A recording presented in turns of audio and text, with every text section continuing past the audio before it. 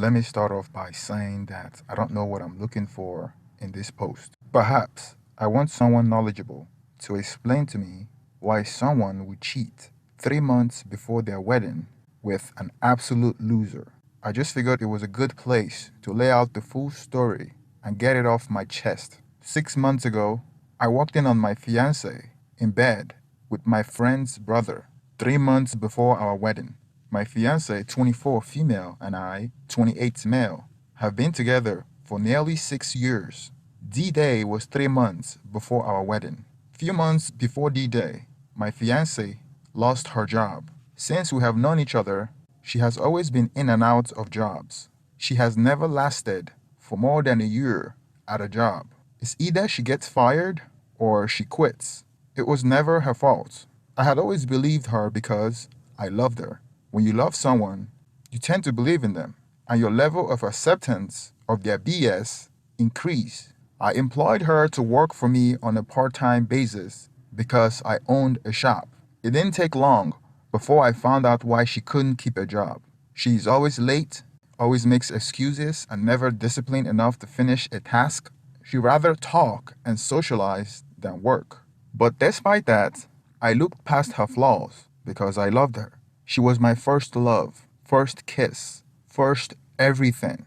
We had grown so much together through these last 6 years. Although things have been rocky sometimes, I truly believed she was whom I wanted to spend the rest of my life with. I couldn't, and still can't, even fathom somebody else in my life. But she left me with no choice.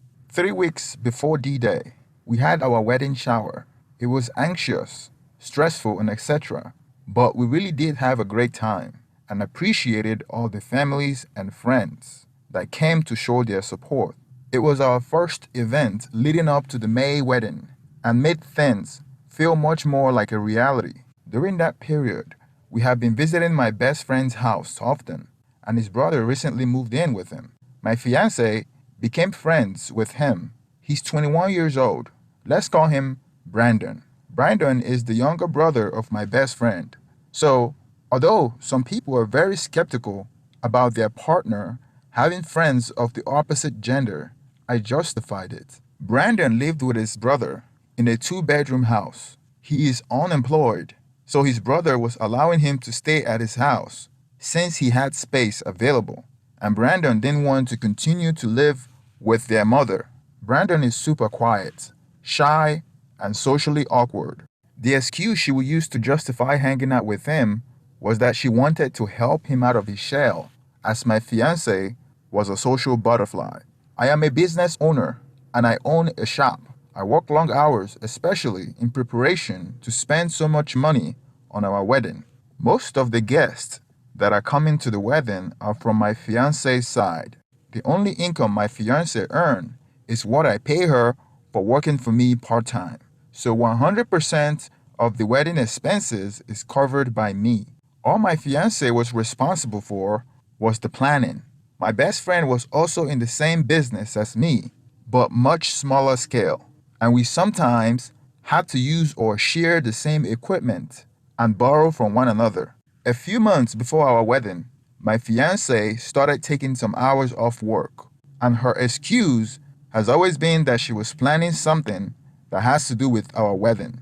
She uses anything that she could to make excuses. Our wedding is no different. I knew that was BS, but I always let it slide and ignore her because I don't need her most of the time. Till it became normal. One day, I had to get something from my friend's house. He borrowed my tool and left it in his garage. So I was supposed to come over and pick it up because he was too busy and I needed it as soon as possible. I had to go and get it myself. He told me that Brandon is home, but he might be sleeping because he is jobless. So he didn't want me knocking on his door all day. So he gave me his keys to let myself in and take what I needed from his garage. I closed my shop before I left because I didn't have anyone to watch my store. My fiance made her normal excuse that she was going to meet the planner for our wedding. It was supposed to be a quick drive to my friend's house. His garage door wasn't working, so I had to go through his front door, then through his corridor to access his garage. As I was walking towards the garage, that was when I heard moaning. It was clearly a sound of a woman. I smiled because I thought Brandon had scored. I didn't think he was capable of pulling a woman because he was so quiet and shy. Never in my wildest dream did I expect the woman to be my fiancée. I moved through the garage as quietly as not to make any disturbance. After I took what I needed, I headed back to the front door to exit the house, but stopped halfway when I recognized the sound of my fiancée. Immediately, it all added up in my head. I placed the tool on the corridor and slowly tiptoed closer to the room where the sound was coming from. The room wasn't far from the corridor, so I was right on the front door after a few steps. Then another proof that confirmed that it was my fiancée was her shoes were on the front of the door. Now I was certain that it is her, and I was close enough to recognize that my fiancée is the woman that was moaning. I twisted the doorknob to open it, but it was locked. I had to force my way in and broke the lock. As soon as I forced myself in, I saw my fiancée trying to cover herself behind Brandon. Brandon is holding a clothes hanger to protect themselves. It was very comical looking back, but it wasn't funny to me in real time. When they found out that the person that just forced his way through the door was me, my fiancée came out from behind him and started to apologize. Initially, she said that it was a drunken mistake. It never happened before. She knows she effed up, etc. I asked her if this is what she has been doing when she leaves the shop. Is this how she plans our wedding? I asked her how long it has been going on, and she lied that it was the first time. I wanted to beat the hell out of Brandon, but the kid was too weak and fragile that it's hard to believe that he made the move on my fiancée. I figured she was the one that initiated it. I remember having a deep pain that for the past few months, I have worked so hard to make enough money to pay for the wedding, and here she is, screwing another guy. Nothing hurts more than finding out that my efforts had been in vain. Me and my fiancée were arguing in Brandon's room while he slipped away, realizing that having a conversation with her was pointless because she was lying through her teeth, even though she had been caught red-handed. The more she lied, the more I became enraged.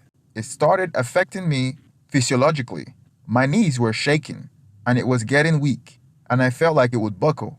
I started hyperventilating, and then I stormed out of my friend's house to get some fresh air. I called my friend and told him what I just found out, and I asked him how long he had known about this. He swears on his daughter's life that he is as shocked as I was. I didn't know what to do. I didn't feel like going back to work that day, so I went to the bar to get some drinks and to think. My friend called me, but I was lost in thoughts and didn't answer. I felt like I was a fool for not suspecting anything. I felt like an idiot for trying to marry someone that I thought I knew. We have been together for 6 years. I thought that was enough time. The love I had for her had blinded my ability to see her for who she really is. She could be selfish and demanding, and sometimes she would belittle me in front of our friends. However, I was so in love with her that I didn't see these flaws. All her negative qualities became more apparent. Things that I was so blind to before I caught her cheating, I could see now.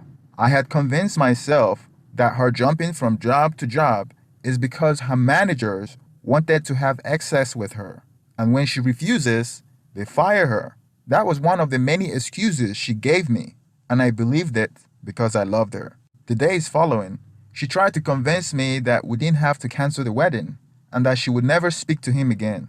She said that I am whom she wanted to be with, and that she did this because I wasn't giving her words of affirmation and affection she desired, and that I was always working.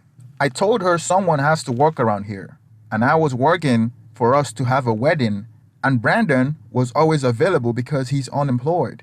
I can't help but to believe that the affair has been going on for a while.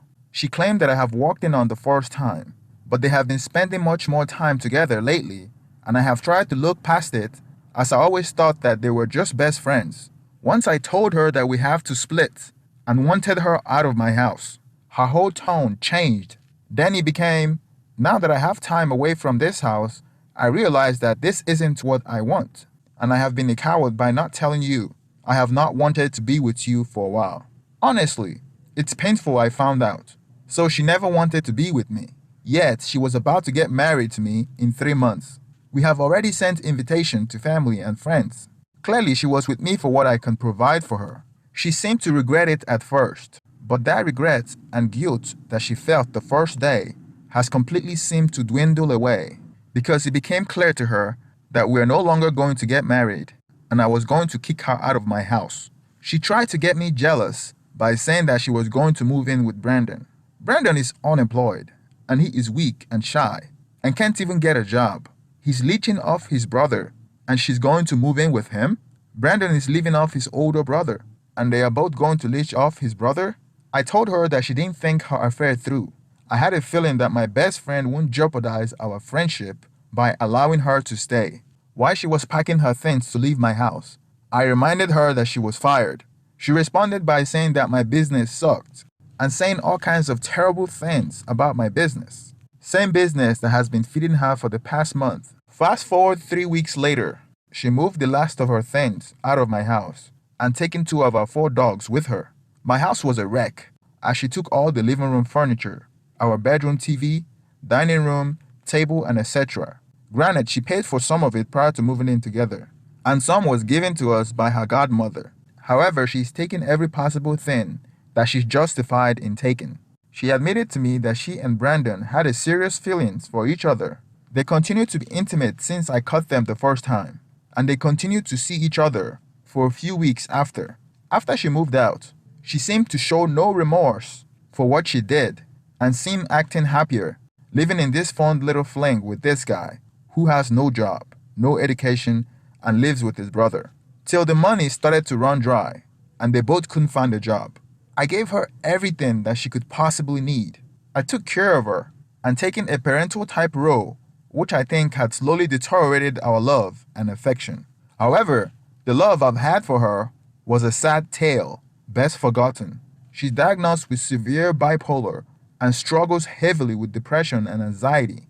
I have done my best to help her mental state in the last 6 years that I believed it has negatively affected my own. But that was just one of the sacrifices I made because I love her so deeply. 4 weeks after we broke up, she tried to move in with Brandon. When Brandon started sneaking her in behind my best friend's back, he kicked both of them out of his house, and Brandon moved in with his mother. It took about 2 months for the affair fog to come off her eyes. Then she realized that she had made a mistake. She called me and apologized, but I felt like my trust had been betrayed, and I needed time to process my emotion. She's only regretting because she now had to move back in with her parents and start looking for a job. I was devastated when I caught her cheating.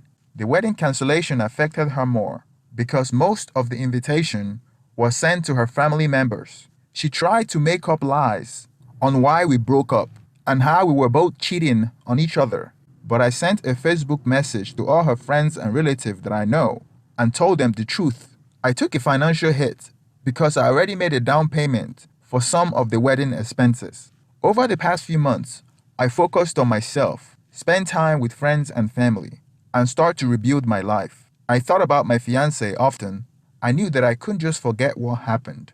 About 2 months ago, out of the blue, she contacted me. She apologized again for what she had done and told me that she had made a huge mistake. She said that she still loves me and wanted to try to work things out. She told me that she's no longer seeing Brandon. She told me that we will start slowly again so she can build my trust, and that this time things will be different and she will do whatever I ask of her to fix our relationship. I responded to her that I have moved on and there is no going back from the betrayal that she put me through. She stopped contacting me when she found out that I was dating another girl. Again, I don't know what I'm looking for in this post. I just needed a place to write out my feelings. Please don't forget to like and subscribe. Please hit the thumbs up so YouTube will recommend my videos. Thank you very much and have a good day.